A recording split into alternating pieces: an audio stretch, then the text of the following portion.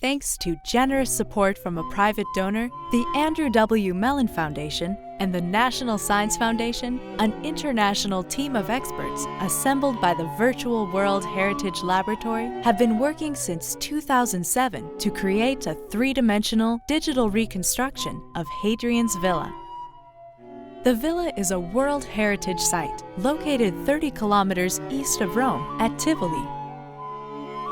Built during the reign of the Roman Emperor Hadrian, the estate was a government retreat covering some 200 acres, including 30 major building complexes, formal gardens, orchards, and woods. The site was abandoned in late antiquity, stripped of its art and building materials in later centuries, and rediscovered in the Renaissance. After 5 centuries of survey and excavation, scholars are now able to create an evidence-based digital reconstruction of the villa in the age of Hadrian. The ancient visitor approached the villa along an access road that led to the vestibule or reception complex. Today, very little remains of the vestibule. The digital model recreates the experience of the ancient visitor.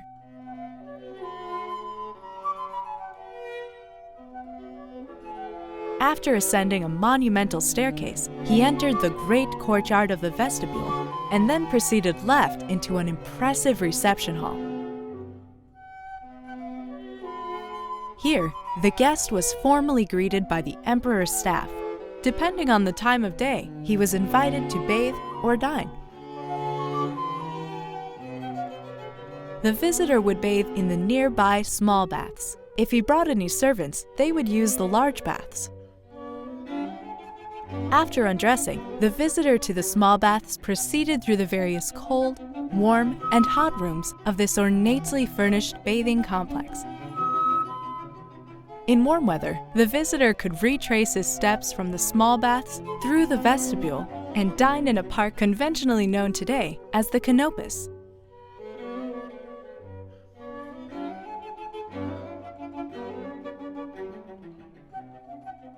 The Canopus had a long canal, 1.7 meters deep, flanked by colonnades and gardens. Sculpture was prominently displayed here.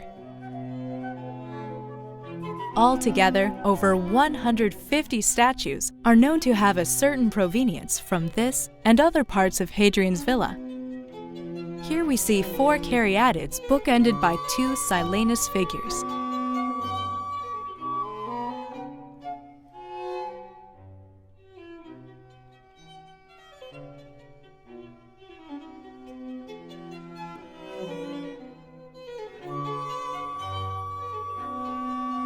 Platforms set in the water support 2 copies of a Scylla statue group.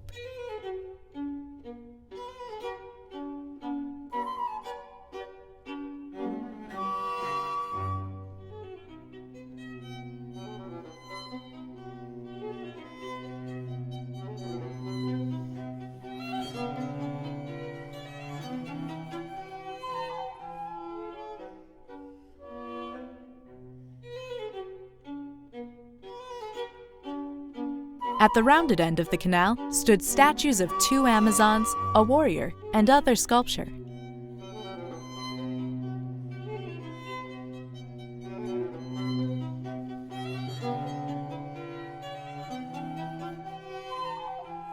Banquets were held in a vaulted structure known as the Serapeum.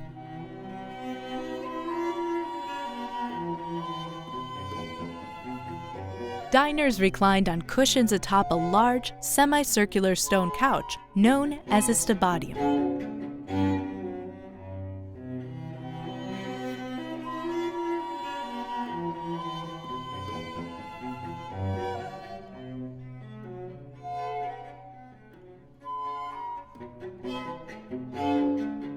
On an elevated platform, the emperor and his closest friends could dine. Beyond the platform, water cascaded to either side of a statue niche, cooling the air. The whoosh of the waterfall was amplified by the cavernous Serapeum and emitted down the Canopus.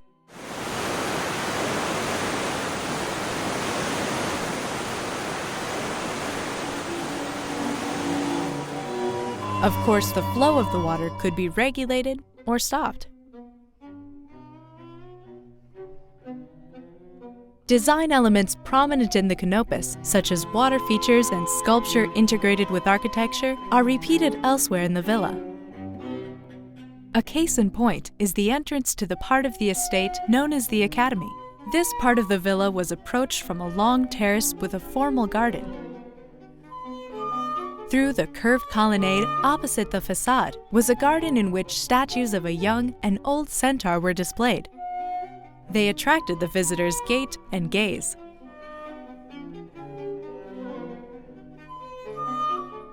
Undoubtedly, the most impressive integration of sculpture, gardens, and architecture is found in the stadium garden. The visitor passed through a lavishly decorated hall, drawn on by a theatrical display of water and statues in the adjacent garden. Here is seen a spectacular curved, hanging garden. Water cascades down stepped fountains, flows from an artificial grotto, and pours from a vase set within a large basin. At the upper level are exhibited 16 statues. They show the tragic myth of Niobe, the queen of Thebes. She offended the goddess Leto and paid a heavy price. Her 7 sons and 7 daughters were shot to death by Leto's children, Apollo and Artemis. The sculpted scene is all the more horrific, since none of the gods are seen by the panic-stricken Niobids, some of whom already lie dead or dying of their wounds. Niobe herself stands in the center of the mayhem, vainly trying to save the life of her youngest daughter.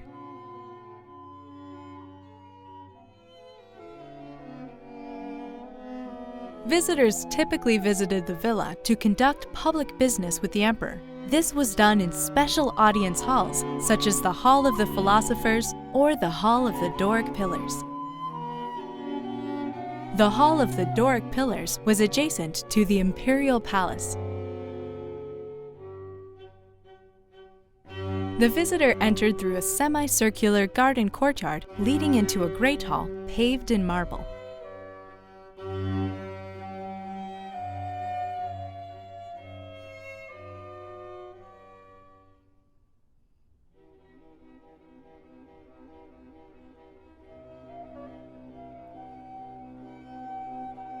Around the hall were pillars in the Doric order. At 20 meters by 27.5 meters in size, the room could easily have accommodated several hundred people. Important visitors might be invited to meet privately with the emperor in a suite of rooms known as the Maritime Theatre.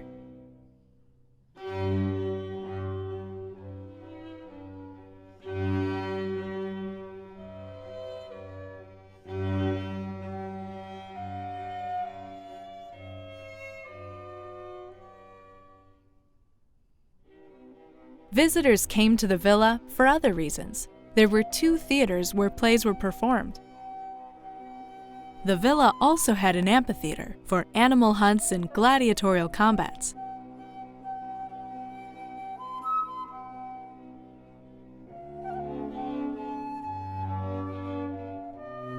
Adjacent to the amphitheater was a large banquet area, today known as the Piazza Dora.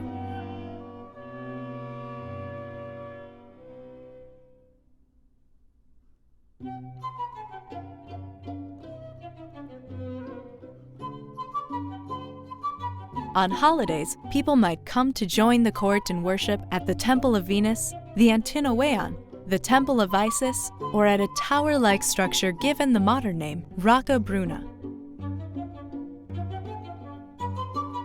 The lower story of Rocco Bruna is fairly well preserved, but the round temple on top has completely disappeared. The 3D model allows us to visualize the monument's original appearance. We do not know the name of the god to whom the upper round temple was dedicated. The Egyptian goddess Isis was worshipped in the lower rotunda. After the villa fell into disuse, the rotunda was despoiled of its decorative elements. The 3D model restores the sanctuary's statue of Isis, the marble floors, walls, and the celestial motif painted on the dome. Recently, several scholars have speculated that Rocco Bruna was built to be in alignment with the setting sun on the summer solstice, a date holy to Isis Fortuna on the Roman religious calendar. Because the Earth wobbles slightly on its axis, this alignment has been lost over the centuries. The 3D model allows us to position the sun in the sky at any hour of the day and any day of the year during Hadrian's reign. Here we see how the sun's light dramatically illuminated the statue at precisely sunset on June 21st. If we stand in front of the cult statue and look toward the front door, we see the sun setting on the horizon.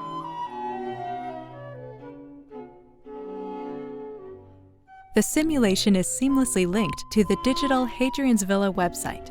The purpose of the site is to provide documentation about the villa today and to provide documentation to help users understand the evidence and arguments behind the 3D reconstruction models seen in the simulation. The website spatializes information. The landing page is an interactive map of the villa. As you pass the cursor over the various buildings, you can click on a feature of interest. Here, for example, we see the page for the part of the villa known as the Maritime Theatre. We see icons on the site plan. These indicate links to various kinds of information pertinent to the structure. Here, for example, we click on an icon for a 360-degree panorama. This gives us a precious opportunity to see the way the site looks today. We can also access the paradata or documentation for the 3D reconstruction by clicking on the eye icon. The goal of the project is to create an evidence-based reconstruction. By providing this kind of information, the project leaders make it possible for users to understand and even to critique their work. The 3D model can be used not only to confirm scholarly theories, but also to generate new insights and understanding. The Idea Lab of Ball State University, a partner of the project, has imported the 3D model to a game engine. This allows scholars to search in real time for new, unsuspected alignments between celestial features and buildings at Hadrian's Villa.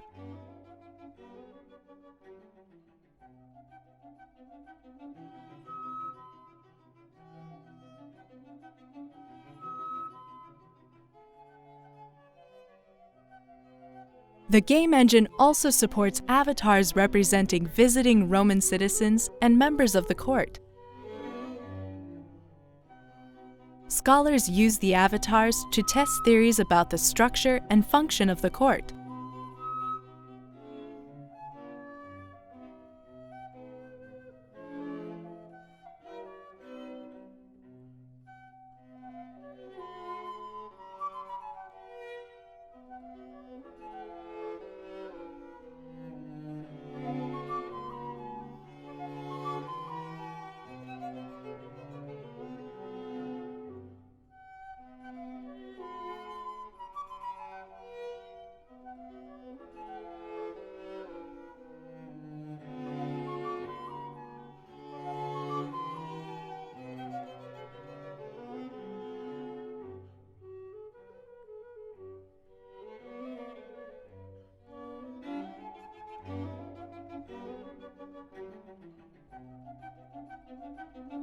Teachers at the University of Virginia and elsewhere are using the virtual villa in their classes. In exit interviews, students tell experts on educational assessment that they find the virtual villa an effective learning resource.